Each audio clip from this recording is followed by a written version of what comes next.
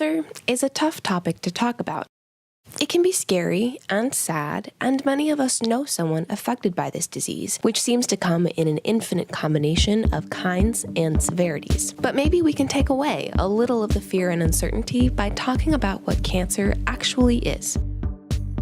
Cancer is a broad term for a class of diseases that share one hallmark trait: cells in your body that grow totally unchecked and don't die the way normal cells do. See, the cells in all our healthy tissues and organs are constantly forming copies of themselves, with older cells being replaced by newer cells. The older cells, once they've made enough copies, are programmed to die and then are eliminated from the body.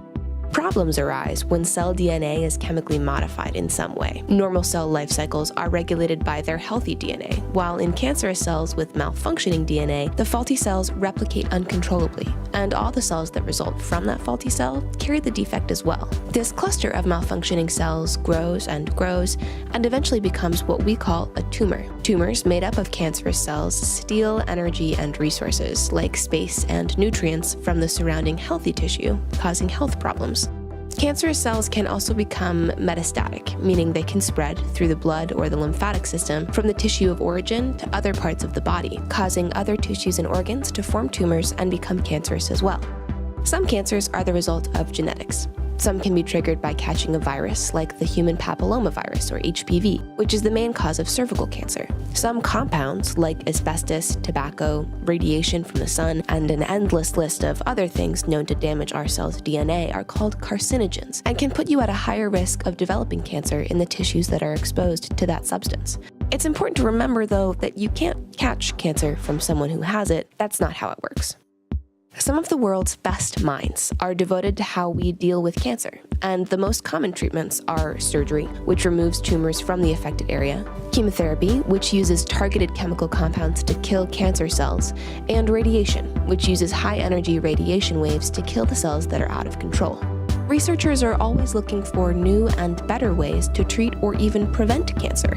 Lawrence Livermore National Lab is home to some of the most exciting cancer research, including the development of proton therapy, a treatment that targets only the unhealthy cells and spares healthy tissue from damage, using our supercomputing resources to cut the cancer drug development process from 6 years down to just 1, and using something called accelerator mass spectrometry to understand how cancer treatments behave on a molecular level.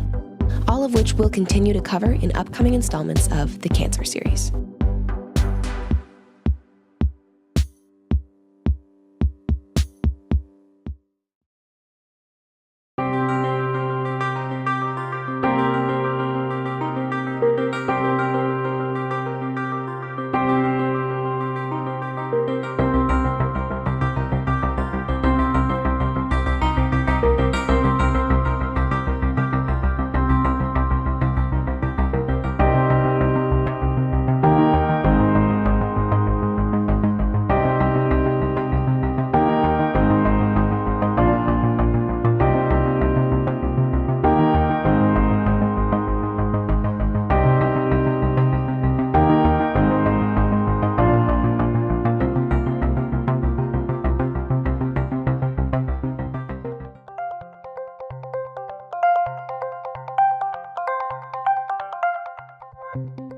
Of the 42,000 overdose deaths reported in our country in 2016, about 19,000 of them were related to fentanyl, so almost half of them were related to fentanyl.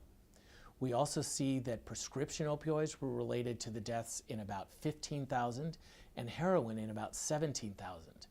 You'll notice that those numbers add up to more than 42,000. So if you take the fentanyl deaths, the heroin deaths, and the prescription opioid deaths, that adds up to a much larger number. But that's because there's a lot of overlap. So people using one of these substances frequently have another of them found in their system. We're seeing fentanyl being included in cocaine, we're seeing it included in methamphetamine, we're seeing it included in many classes of drugs sold on the street. And so this toxic poison is now being seen both in fake pills as well as in the powders that are sold on the street, almost no matter what type of drug people think they're getting. One of the biggest challenges for getting accurate counts to these deaths is the complete testing of the drug specimens. So we need to encourage medical examiners, coroners, and the others doing the death evaluations to do a complete laboratory evaluation. We've seen an improvement over the last 5 years, but it's still about 15% of the death certificates don't specify what drug was involved. It does mean that the numbers that we record for deaths related to opioids in general or fentanyl in particular are certainly underestimates.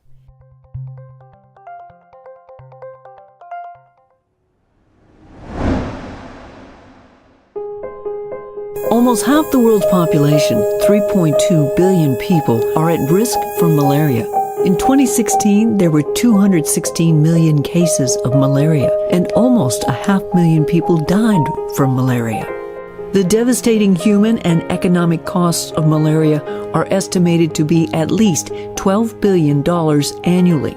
In the United States, more than 1,700 imported cases are diagnosed each year. Thanks to the massive scale-up of malaria prevention and treatment interventions from global partners including CDC, almost 7 million lives have been saved globally since 2001. CDC works hand in hand with ministries of health, partners, and U.S. government agencies to prevent and control malaria through scientific leadership. Learn more. During an emergency, veterans should immediately seek care at the nearest medical facility. An emergency is an injury, illness, or symptom so severe that without immediate treatment, a veteran's life or health is in danger. In this situation, veterans should call 911 or go to the nearest emergency room right away. Veterans do not need to check with VA before calling for an ambulance or going to the ER, and they should never delay emergency medical care in order to receive care at VA instead. Veterans may have questions about how VA's payment process for emergency care works. In general, VA can pay for emergency medical care at a local ER for a veteran's service-connected condition, or if the care is related to a service-connected condition. For example, let's say a veteran is experiencing chest pain and goes to a local ER. If the chest pain is related to a service-connected condition, VA can pay for the care based on Medicare rates. If the chest pain is not related to a service-connected condition, VA can still pay for the care at a local ER, but there are 3 main requirements. First, how much VA can pay depends on whether the veteran has health insurance. If the veteran has health insurance, VA can pay only after the health insurer or other liable third party has paid or denied the claim, and only after the veteran has made any required health insurance co-payments, cost shares, and deductibles. If the veteran does not have health insurance, VA can pay for the care, which is generally capped at 70% of Medicare rates.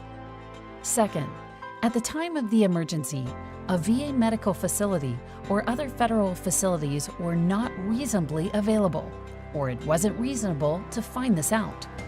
Third, at the time of the emergency, the veteran was enrolled in VA healthcare and had received medical services through VA within the last 24 months.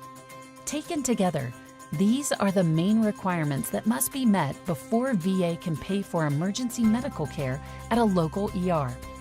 After a veteran has received emergency care, the nearest VA medical facility should be contacted within 72 hours. VA will help coordinate additional care and arrange payment as applicable. Once a claim is received, VA may conduct a clinical review to make sure VA can pay for the emergency care.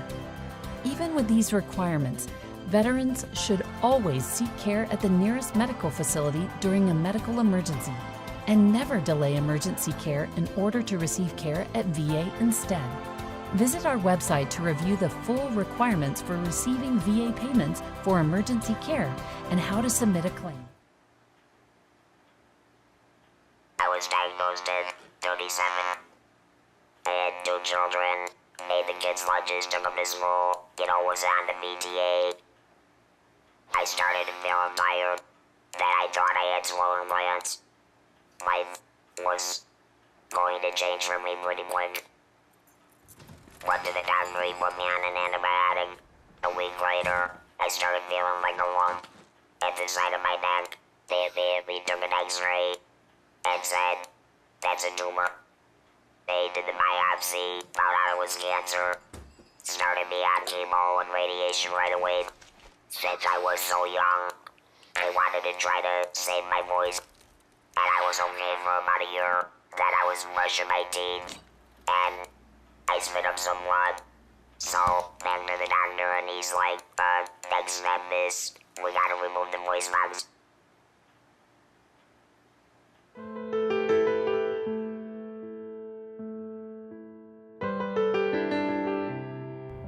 Hi, I'm Robert Wilkie. I'm visiting the National Safety Council's Prescribed to Death Opioid Memorial. The memorial is currently located here at the White House. It's part of President Trump's initiative to stop opioid abuse and reduce drug supply and demand. Inside, 22,000 faces are engraved on small white pills. Each symbolizes the tragic story of an American lost to prescription opioid overdose. Some are veterans who defended this nation with courage and honor. Many veterans have survived serious battlefield wounds, and some endure pain for months, for years, and even for the rest of their lives. In fact, nearly 60% who served in the Middle East and more than 50% of older veterans live with some form of chronic pain. And we have to provide them, and all Americans, safe, effective pain management that lets them live fulfilling lives. For more than a decade now, the Department of Veterans Affairs has been doing just that. In just the last 4 years, we've reduced opioid use by over 41% among veterans we serve. We've established evidence-based collaborative approaches, ways to manage pain more safely and effectively, while minimizing reliance on opioids. We're improving the effectiveness of our pain management teams and expanding treatment options at every facility. We're coordinating with community care providers to ensure prescriptions are managed as safely as possible. We've issued the life-saving drug Noxaline to over 100,000 veterans to help prevent tragedies. Our opioid therapy risk report provides detailed information on risk factors and helps clinicians design effective pain management and treatment plans. And we're bringing the power of big data analytics to bear, as well as VA's stratification tool for opioid risk mitigation, STORM for short, that puts predictive analytics in the hands of providers. STORM estimates overdose or suicide risk among veterans using or considering opioid therapy, and it offers risk reduction interventions and non-opioid options. VA clinicians are giving extra attention to veterans at risk of tragic outcomes. Treating pain is complex, but as President Trump said, we can be the generation that ends the opioid epidemic. He's right, and the VA is helping lead the way. Thank you, and God bless all who have served.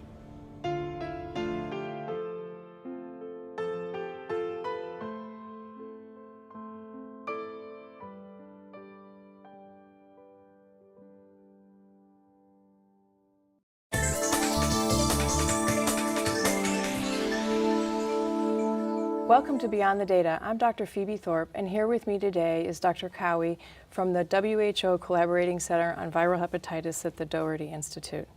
Thank you so much for joining us. It's a great pleasure. Thank you. Our session today was about eliminating hepatitis B and C, diseases spread through contaminated blood and sex. And we're working on eliminating them, but it's a little bit different for hepatitis B and C. So let me ask you first about hepatitis B. Sure. We have, it is transmitted most commonly from mother to child or from child to child, and we have a fabulous vaccine that prevents that. What can we do to use that vaccine more? Yeah, so look, the vaccine is highly effective and very safe. I think the scale-up of vaccination, infant vaccination particularly globally, has been proceeding, and particularly in the Western Pacific region where there's a very substantial burden of hepatitis B. One of the critical elements is to ensure that we can get birth dose vaccination, so getting timely vaccination within 24 hours of birth for all children, especially those born to mums who have Hep B. That requires some programmatic changes because it's outside the usual delivery mechanisms of the expanded programs for immunisation.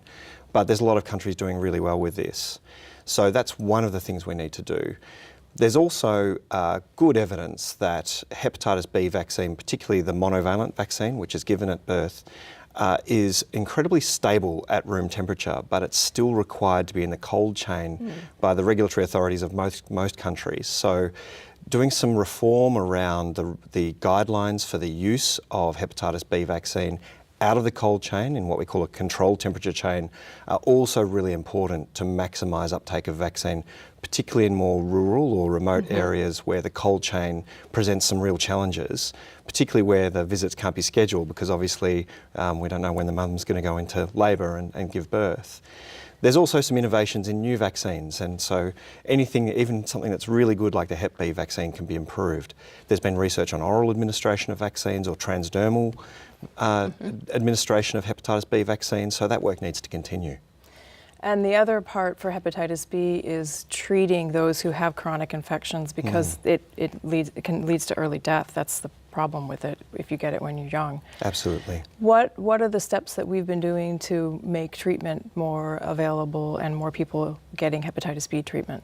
Yeah, so you're absolutely right. The vaccine is going to address this issue in decades to come, but there's still between 250 or 290 million people in the world living with chronic hepatitis B for whom the vaccine, unfortunately, is not going to make any difference. So there's a number of things we need to do. Most of those people, in fact, more than 90%, have no idea they've got hepatitis B. So we really need to scale up access to appropriate diagnosis because people can't be treated unless we know they've got Hep B. So and there's been some amazing work going on in a number of countries around that. Mongolia, for instance, who's got a high prevalence of both hepatitis B and hepatitis C, have set the objective to screen the entire adult population for both of those conditions and are making huge strides in actually diagnosing every adult in the country with Hep B or Hep C to enable those treatment mechanisms to follow. So for a low or middle income country, that's an amazing commitment. And there are other sort of champions of this as well. So we need to get people diagnosed. The treatments we have are very effective, but similar to HIV/AIDS, they need to be taken in an ongoing sense. So as well as getting people onto treatment and making sure those treatments are affordable, we need to develop the mechanisms to make sure that people can adhere to those medications and stick with them for the long term. And then finally what we need to do is, as has just happened for hepatitis C, develop cures for hepatitis B. And there's a lot of work going into that right now. Speaking of hepatitis C, there is a cure for it, and getting cured or treated for it is essential to eliminating it. Absolutely. What is being done to make sure people get treated for hepatitis C? Yeah. So look, these cures, the direct-acting antivirals, these curative regimens are an absolute a breakthrough on a global scale, taking a chronic disease like hepatitis C, which is responsible for so much morbidity or illness and death in countries like the US and Australia, and in fact, obviously globally, it's this huge opportunity right now to substantially address liver cancer, the fastest increasing cause of cancer death here in the United States and back home in Australia as well. So again, people need to be diagnosed in the first instance before these treatments can be given. We need to make sure these treatments are as cheap as possible, and that's been a real barrier in many countries. There are ways with sort of innovative financing solutions. Back home in Australia, these treatment courses cost less than $10,000 per course to the government, which is part of, it was a really strong negotiation that went on there between the government and the pharmaceutical companies. But they are revolutionary. In the space of 8 to 12 weeks, being able to cure more than 95% of people living with this condition. It's an absolute opportunity now, and we can eliminate. Provided we keep a focus on prevention at the same time, we can treat our way towards elimination of hepatitis C, not just in our lifetime, but in the next 10 years. Wow, in the next 10 years. That's amazing to think about, that we could eliminate hepatitis C. I know here in the United States, one of the concerns is the opioid epidemic for hepatitis C, because it has led to increased injection drug use, and that increases your risk for catching hepatitis C. So can you tell me some of the things that have been effective in preventing and or treating hepatitis C for injection drug use? Yeah, so I think that prevention aspect is so important, and having a human rights approach to addressing the needs of people who inject drugs is really, really important, and a public health approach rather than a punitive approach. So things like needle and syringe programs, things like opiate replacement therapy, needle and syringe programs, so making sure that people don't have to reuse syringes and needles, is one of the most cost-effective interventions we can do in this space. They're cost-saving, in fact. And so whilst we're turning off the tap, so to speak, so giving people access to the means to prevent themselves from acquiring these infections, then we're able to scale up treatment. And the other point you made, so amongst people who inject drugs, if we're able to get the prevalence of hepatitis C, so the viral pool, so to speak, down, similar to what's been done for HIV as treatment as prevention, then even amongst those who, where there is reuse of needles, it'll prevent the transmission, so sort of like a herd treatment effect, if you like. And as a consequence, if we're able to access that priority population and to make treatment for hepatitis C something that is not just acceptable, but profoundly encouraged from a public health point of view, then we will see hep C transmission just plummet. Yeah, so there'll be less around, less hep C. Yeah. And less treatment needed in the long term, substantially less treatment because we're preventing as well as treating. Treating, yes.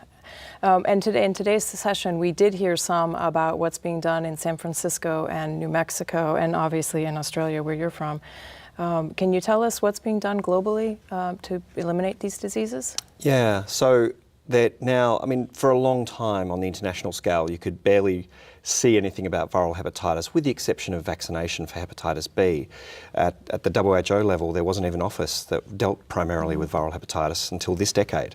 So it's been a long time coming. Some of the real successes for HIV and TB and malaria control have been having that global concerted action and clear policies for countries to follow how to adapt into their local health system. But critically also there's been resourcing, things like the Global Fund for HIV, TB and malaria. The mortality of those conditions has been dropping since the early 2000s with that concerted political effort and adequate resourcing. And so I think the contrast with viral hepatitis, where the burden continues to rise year in, year out, is pretty stark. So we've now got the strategies, both globally and at the regional level and at national levels increasingly. We've got the will, certainly amongst affected communities, and I think that's the other key missing element here.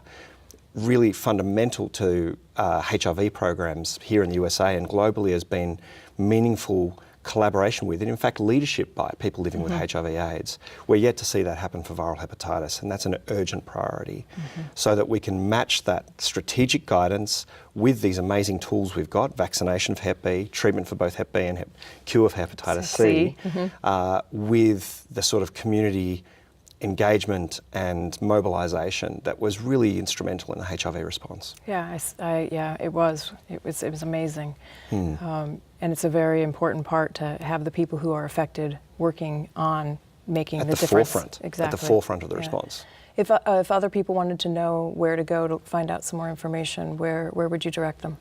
Yeah, so there is increasing resources available. So the World Health Organization websites, both globally and at the regional level, have a lot of information, some of the sort of resources that I've been talking about. Also the World Hepatitis Alliance, which is an alliance of community organisations from around the world, has a lot of resources from that sort of community mobilisation and sort of resourcing point of view.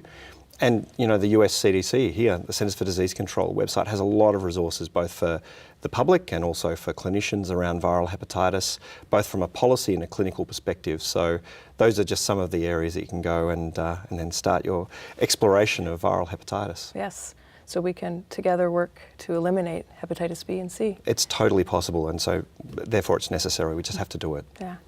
Thank you so much for joining us. Thank you, Phoebe. It's been a great pleasure. And thank you so much for joining us. See you next time for Beyond the Data.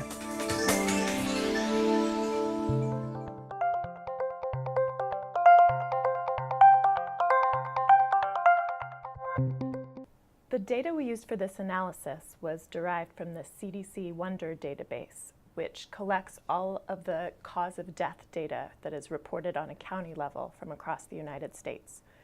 Each death is coded for its underlying cause of death. So for the purpose of this analysis, we used drug overdose deaths. The general finding of this paper is that there's been a significant increase in the involvement of illicit synthetic opioids in drug overdose deaths. Fentanyl has recently made its way into the marketplace because it's such a potent synthetic opioid. So a very small amount of fentanyl can provide the same number of highs if a dealer is parceling out the drug to be sold. For an opioid user, it's a very fast onset high, and so it's very rewarding. It's also incredibly dangerous for that same reason. Its potency causes it to suppress respiration very quickly, and sometimes people will overdose with the needle still in their arm. We had been very focused on the threat of prescription opioid overdose death. And this paper shows us that we need to remain vigilant about the ever-shifting nature of this crisis. So just over the period from 2010 to 2016, there's been a huge increase in the involvement of these illicit synthetic opioids, and we need to continue to pay attention to the source of the threat as this opioid crisis evolves. My name is Charity. I am 31 years old and I live in Washington, D.C. For fun, I like to do stand-up comedy. Welcoming to the stage. Around September of 2012, I felt a lump in my breast. I went to a doctor and they figured that I was young and I should just probably keep an eye on it. If it got worse, come back. Gradually, over time, it was progressively getting worse. And about 3 days into being in the hospital, the cancer had eaten through my breast. I really didn't have time to sit and think about what was going on, what was going to happen. I went through total 8 rounds of chemotherapy, double mastectomy, non-skin sparing, and then I went through 33 rounds of radiation. I decided to get genetic testing and counseling, and I tested positive for the BRCA2 mutation. I'm predisposed to breast cancer, ovarian cancer, skin, pancreatic, and stomach cancer, which is scary in its own right. I decided to be proactive in my health.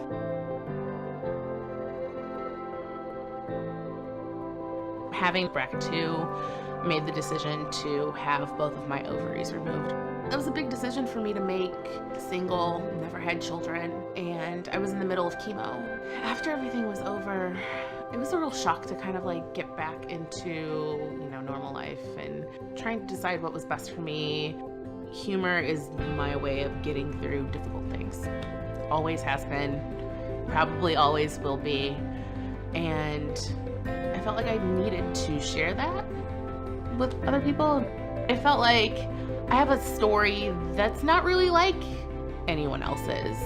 I think doing the comedy allows me to tell people that breast cancer just doesn't happen to someone that's 75 years old. You need to take your health seriously.